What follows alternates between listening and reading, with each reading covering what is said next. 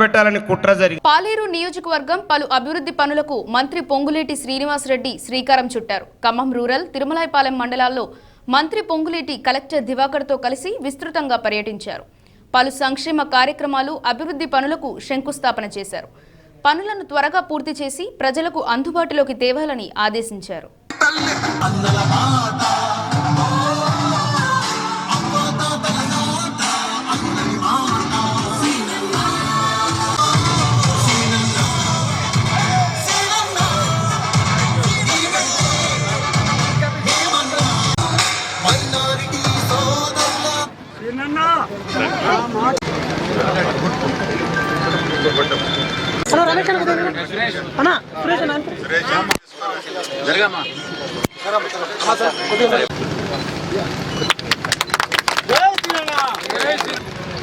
BT రోడ్డుకి ఇప్పుడే శంకుస్థాపన చేసుకున్నాం.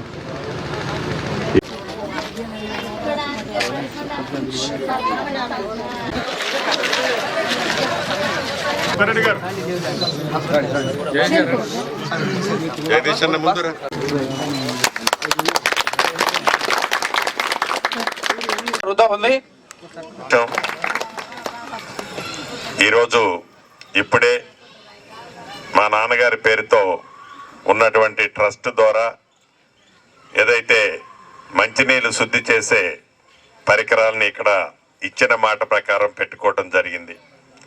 దాన్ని భవిష్యత్తులో ఒక 10 సంవత్సరాలు తగ్గకుండా మంచిగా మెయింటైన్ చేసుకొని నా ఆర్కోడ్ తండా, నా కుటుంబ సభ్యులంతా ఆ మంచినీరుని వారు సద్వినియోగం చేసుకుంటారని మనస్ఫూర్తిగా నేను కోరుకుంటున్నాను. అంతేకాదు, గౌరవ సర్పంచ్ గారు చెప్పినట్లు ఈ గ్రామానికి గతంలో అనేక అభివృద్ధి కార్యక్రమాలు చేశాం. భవిష్యత్తులో కూడా శంకరన్న, వారి సతీమణి సర్పంచ్ గారు చెప్పినట్లు అనేక అభివృద్ధి కార్యక్రమాలు చేయటానికి నేను సిద్ధంగా ఉన్నాను. అంతేకాదు, అభివృద్ధి కార్యక్రమాలతో పాటు సంక్షేమ కార్యక్రమాలకి గౌరవ ముఖ్యమంత్రి రేవంత్ రెడ్డి గారి నాయకత్వంలోని మన ప్రభుత్వం ప్రతి పేదవాళ్ళకి అనేక సంక్షేమ కార్యక్రమాలు ఇస్తున్నాం.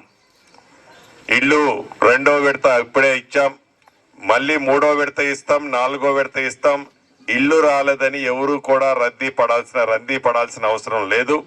అర్హులైన ప్రతి పేదవాడికి ఇందిరమ్మ ఇల్లు ఇచ్చి తీరుతాం. సన్న బియ్యం ఇస్తున్నాం, 200 యూనిట్లు ఉచిత కరెంట్ ఇస్తున్నాం. 0 వడ్డీకి నా డాక్రా మహిళల ఆడబిడ్డలకి ఇప్పటికే రాష్ట్ర వ్యాప్తంగా 63,000 కోట్ల రూపాయలు 0 వడ్డీకి రుణాన్ని ఇప్పించాం. ఇలా అనేక కార్యక్రమాలు ఈ ప్రభుత్వ పక్షాన చేసుకుంటున్నాం.